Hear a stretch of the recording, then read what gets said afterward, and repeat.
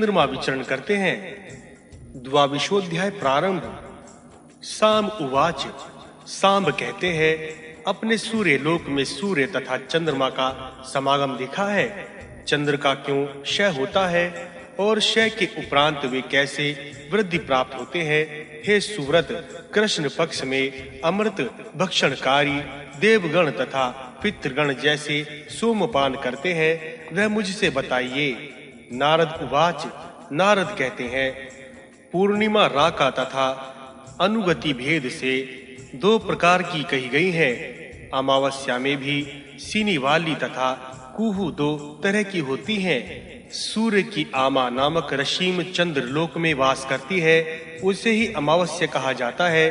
पूर्णिमा तिथि में चंद्र कलाहीन होकर पूर्व में उदित होते हैं। उस पूर्णिमा तिथि को अनुमति जानना चाहिए तथा सूर्य पीछे जाते हैं। चूंकि पितृगण देवताओं के साथ अनुगमन करते हैं, इसलिए अनुमति नामक पूर्णिमा को पहले कहा गया है। जब सूर्य अस्तगामी होते हैं एवं युगपत पुण्य चंद्र का उदय होता है, तब उस पूर्णिमा तिथि को राका कहते हैं।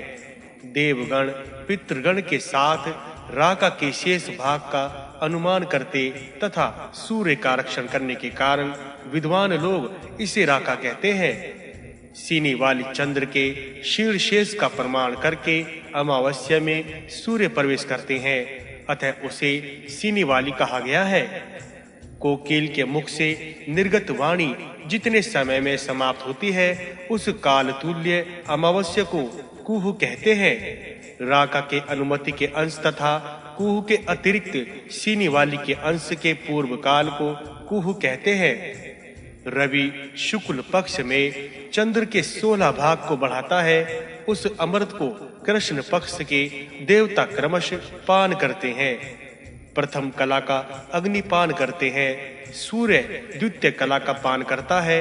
विश्वदेव गण तृतीय कला का तथा प्रजापति चतुर्थ कला का पान करते हैं। वरुण पंचम कला का, वासम षष्ठ कला का, दिव्य ऋषिगण सप्तम कला का एवं अष्टवसुगण अष्टम कला का पान करते हैं। इस प्रकार जो कृष्ण पक्ष की नवम कला का यम पान करते हैं, मरुदगण दशम कला का, रुद्रगण एकादशा कला का, विष्णु द्वादशा कला का, कुबेर त्रयोदश कला का तथा पशुपति नित्य ही चतुर्दश कला का पान करते हैं। तदंतर पंचदश कला का पितृगण पान करते हैं। बची हुई कला सूर्य में प्रविष्ट हो जाती है। अमा में प्रवेश करने के कारण ही इसे अमावस्या कहा जाता है। विशेष अमा चंद्र मंडल में 16 कला है। अमा तो महाकाल है। माला का सूत्र जैसे सब दानों में अनुप्रविष्ट है, उसी प्रकार यह कला भी अन्य कलाओं में अनुप्रविष्ट रहती है। यह नित्य है, वृद्धि क्षय रहित है। यह सभी कलाओं का आश्रय है। पूर्व काल में चंद्र सूर्य में प्रवेश करता है। मध्याह्न में वनस्पति में, अपराह्न में जलोद्भ सोम चंद्र स्वयोनि अपने उत्पत्ति स्थान जल में प्रवेश करता है। सोम मध्य काल में वनस्पति में गमन करते हैं। जो व्यक्ति इस समय वनस्पति का छेदन करते हैं या उसके पत्तों को गिराते हैं, उन्हें ब्रह्म हत्या का पाप लगता है। सोम शेष एक कला द्वारा जल में प्रविष्ट होकर तृण, गुल्म, लता, वृक्ष तथा औषधि का वर्धन करते हैं। गाय जब औषधि स्थित जल का पान करती है, तब उसके अंग प्रत्यंग में क्षीर तत्व को प्राप्त होते हैं। ब्राह्मणों द्वारा मंत्रपूत उस अमृतमय क्षीर से स्वाहा तथा वशट मंत्रों में क्रमश अग्नि में आहुति दी जाती है। देवताओं के उद्देश्य से अग्नि में आहुति होकर वह सोम का वर्धन करती है। इस प्रकार सोम क्षीणता को प्राप्त करके पुनः वर्धित होता है। अतएव सूर्य अपनी रश्मियों द्वारा चंद्र के वृद्धि करता है। इसलिए देवगण महाकांति युक्त सूर्य की पूजा करते हैं। हे सांब, तुम मित्र वन में जाकर सूर्य आराधना करो। पापी गण कभी भी सूर्य की भक्ति नहीं कर सकते। अतएव हे साम तुम परम भक्ति के साथ सूर्य की शरण लो। त्रयोविंशो अध्याय प्रारंभ। साम उवाच। साम कहते हैं, हे ऋषि श्रेष्ठ ब्राह्मण नारद, सूर्य लोक में आपने अनेक विचित्र आश्चर्य देखा है। मनुष्य के लिए जन्म की विस्मयता अत्यंत दुर्विज्ञ है। मेरे मन में दीर्घ काल से एक संदेह है, उसे यदि आप सुनने योग्य माने तब कहिए। सूर्य ग्रहण देखकर मेरा मन अत्यंत व्याकुल है। हे महामुने, राहु के एक तमो राशि मात्र है, जबकि दिवाकर तेजो राशि है। हे महामुने, जिस सूर्य के तेज से निखिल जगत प्रकाशित होता है, वह सूर्य कैसे राहु से ग्रस्त हो जाता है?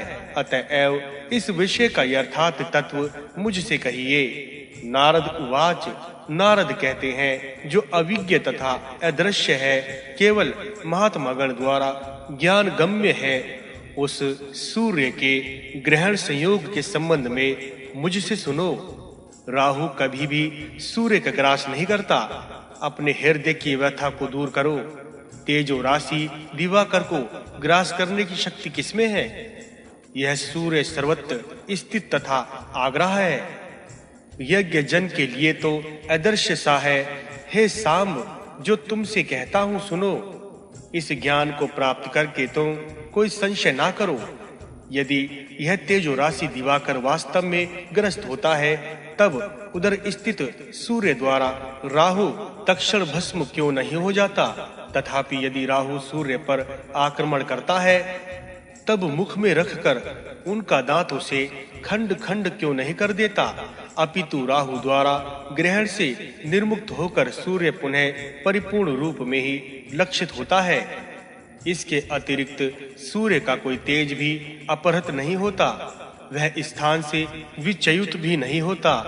यदि राहु ने सूर्य का निशेष पान किया होता, तब सूर्य कैसे अधिक प्रकाशमान हो पाता? अतएव तेजो राशि सूर्य कभी भी राहु के मुख में नहीं जाते। स्वयंभू ब्रह्मा ने सभी प्राणियों के भक्षणार्थ सोम की सृष्टि की है। चंद्र सोम स्थित अमृत में सूर्य तेज से वर्धित होता है। देवगण उसी का जलमय तथा अमृत रूप में तथा पितृगण स्वधा में पान करते हैं। 33,000 देवगण उस सोम का पान करते हैं। ब्रह्मा ने पूर्व में राहु के लिए अमृत भाग की सृष्टि की थी, इसीलिए राहु पूर्व काल में उसे पीना चाहता था। अमृत पान की इच्छा करके अंधकार में वाष्प कर राहु पार्थिव छाया उदत करते हैं और उस छाया से चंद्र को आच्छादित कर लेते हैं। शुक्ल पक्ष में वह चंद्र की ओर जाता है तथा कृष्ण पक्ष के पूर्व काल में ग्रहण काल में सूर्य की ओर जाता है, किंतु राहु सूर्य मंडल में स्थित चंद्र का ही विनाश करना चाहता है। जैसे भ्रमर पद्म का विनाश करके केवल उसका मधुपान करते हैं, उसी प्रकार राहु भी चंद्र का विनाश नहीं करता, अपितु चंद्रस्थ मधु का पान करता है। चंद्रकांत मणि चंद्र के तेज को प्राप्त करता है, परंतु इससे चंद्र का कोई क्षय नहीं हो पाता। तुषार भी समाप्त नहीं होता तथा चंद्र अपने तेज से च्युत नहीं होता। जैसे सूर्यकांत मणि सूर्य से अग्नि उत्पन्न कर लेती है, परंतु सूर्य अंगहीन नहीं होते, तेज से विच्युत नहीं होते, ऐसे ही सूर्य तथा चंद्र राहु द्वारा आच्छाद्र होने पर भी तेज से च्युत तथा अंगहीन नहीं होते, परंतु प्रति वर्ग में चंद्र को माणिक्य फल की प्राप्ति होती है। देववशात पृथ्वी की छाया के योग से एवं राहु को मिले वरदान के कारण चंद्र अमृत का शरण करता है।